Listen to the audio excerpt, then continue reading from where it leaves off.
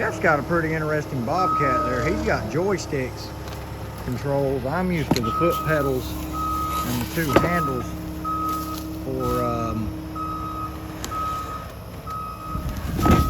ooh. Oh, no, he didn't hit it.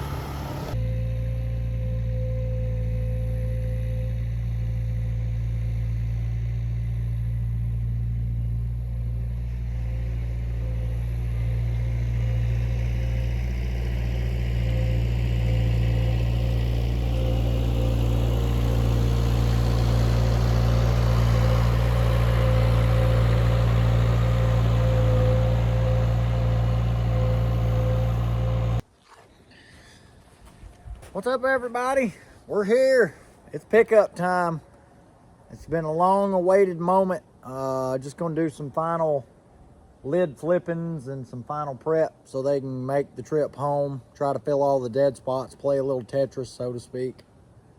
And we're gonna get it going. It's not quite dark. It's light enough to see queens on bottom boards as you're moving colonies.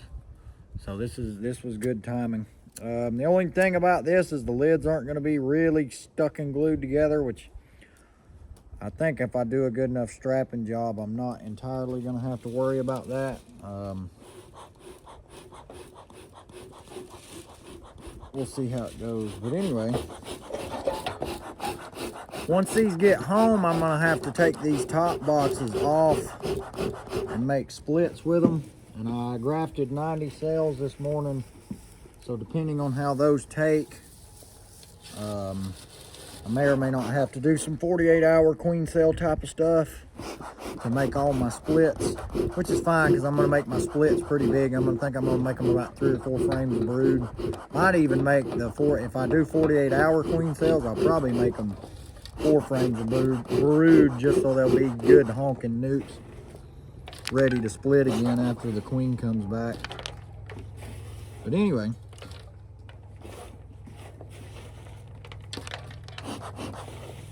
get this thing loaded and ready to go, and we'll start swapping boxes. I'm gonna kind of miss coming down here. It's real pretty down here. It's just a really long way from my house. That's the only downside. So we got one. Those pallets right there are perfect. The pallets with the double deeps that are 4 tops, as we say for short, are perfect. They're dead nuts. It's these kind of pallets we got to do a little equalizing. And what I can do is I'll take that double deep and I'll take that double deep and I'll put them both on that pallet, and then I'll put that single back on that pallet where that double deep was, and it'll be a solid pallet of singles. That nuke box is probably just going to get strapped loosely on the back of the truck. Those two, well, let's see. It'll probably end up being, we'll have to figure it out. But anyway, that single can go over there and that double deep's dead spot. That single can come over there and that can be a single pallet. These 2 double deeps, I'm probably going to end up with some empty pallets. I don't quite know yet. These 2 double deeps are going to go in some dead spots back here just to fill up pallets. So we'll see how it goes, but we're going to play Tetris real quick. And another thing too, I'm going to turn all the lids over even if they're upside down. That was to signify if something needed to get mated or whatever. Oh wow, looks good enough. We'll figure all that out when we get home. I was gonna try to do it this weekend, but that didn't really happen like I wanted it to, which is fine. It's not a big deal. So this guy is gonna come off of this pallet. It's gonna go right here where this double deep is. So I'm just gonna go ahead and move this single. And then the beauty of this is you can see if the queen's on the pallet, and if she's not, you can just pick the whole box up. Probably should have smoked that first. It's all good though. Some of these are going to be, these double deeps are going to be queenless. I noticed in my last few nukes, out of those 100 splits I made in my most recent video with Bruce, there was a few queens and nukes. Sure, that's, no, it was a queen cell. She just fell off the larvae. She wouldn't have done no good anyway. All right, well, that's fine. No big deal. All right. Like I say, I was wanting to go through these before I brought them home, but as per Mother Nature, she wasn't gonna let that happen. So we're just gonna bring them home as is. Double check, make sure she's. And I don't see no eggs, so that's actually probably one of those candidates right there. But like I say, I don't have time for that right now. We just got to play Tetris. And those queen cells are gonna have to hopefully make the trip home safely. All right, so this goes right here now. That goes there. Like I say, these aren't gonna be glued down, so I'm gonna have to do a really bang up strapping job just to make sure nobody's lids come off or boxes slide real bad. As for these two nuke boxes, they're just going to get strapped on the back of the truck. But anyway, so we'll get into more of this.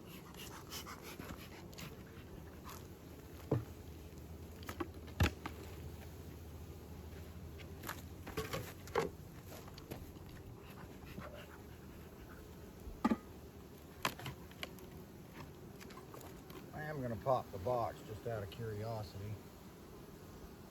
I left these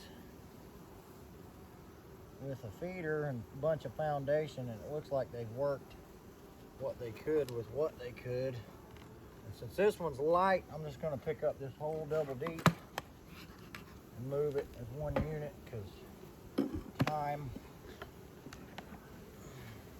Make sure she's not on the bottom board there. So now we got to find us some singles. Had to have Jeff jump on there for me. I have never operated a bobcat loading bee pallets. I've done it doing gravel and everything else. But Jeff's got a pretty interesting bobcat there. He's got joysticks controls. I'm used to the foot pedals and the two handles for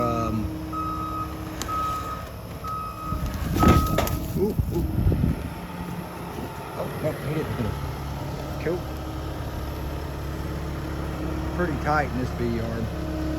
Next time I'll plan my tack a little better.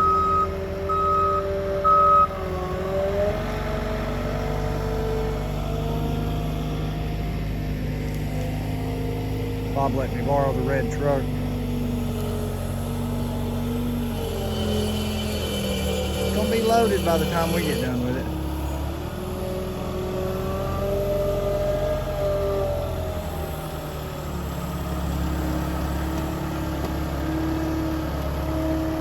Good placement.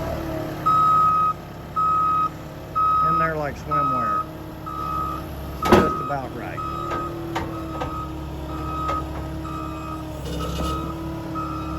Hey, buddy. Jeff's gonna shine my lights. We got her strapped down good. I got my middle straps across the back. Got the side with the plywood there. Went too deep on that one. And our last final singular hive right there, got the two across the back. So we ready to ride. Hopefully they'll make it. We'll see y'all on the flip side, amigos. All right, so 23 hours later, we're suited up and ready to ride. Bob's gonna let me borrow the swinger. And we got these puppies home pretty safe. One of the lids kind of moved on us a little bit, but it didn't come off, so that's a dub. But anyway, it's about a 30-minute ride to the drop point, and we got about an hour till a good rainstorm comes in. So you know what they say, real beekeepers do it in the rain. Let's get it going. Man, you can smell the brood. So I don't know how to describe. That's just, there's no other smell like it, but I love it.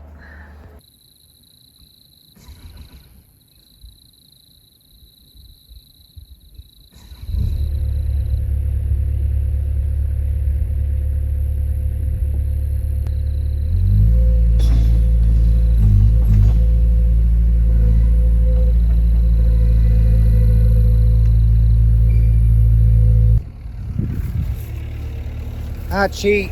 I use the red light so I can see my straps. Bob does it the real old school way. He's got that light. No, no.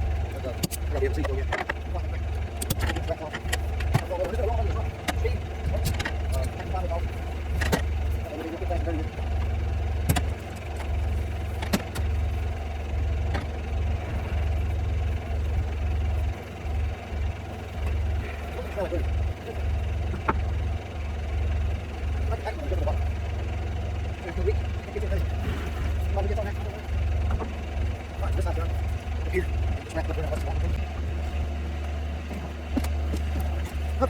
almost there.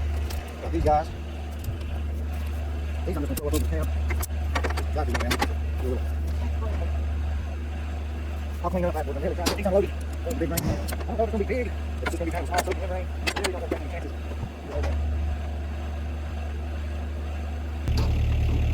All right, let's party.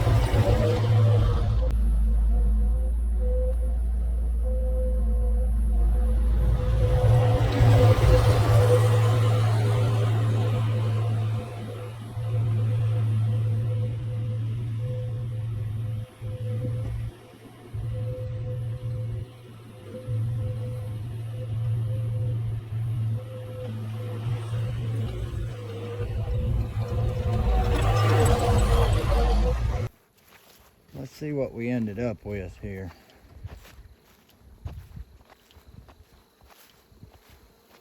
One, 2, 3, 4, 5, 6, 7, 8, 9, 10, 11, 12 pallets of double deeps.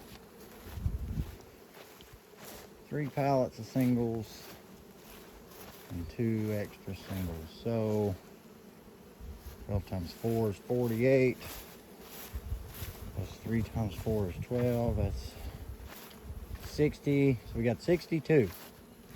62 colonies out of 72 going down. That's not bad.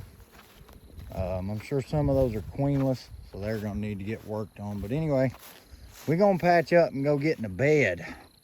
I don't even know what time it is, but it's early. Luckily, we've got some kind of light source over there. I don't know what that is, if it's a town or what. It looks like the sun's trying to come up, but I know it ain't that late or early or whatever. But anyway, we're gonna roll up and head home. By the hair of our chinny chin chins, ladies and gentlemen, I was just about to hop in the truck to go home, and down comes the rain. So I guess you could say real beekeepers do it before the rain comes, or try to anyway. But that's awesome. Anyway, successful 20, I guess it's like 24 and a half hours. But anyway, we will see y'all on the flip side. Deuces.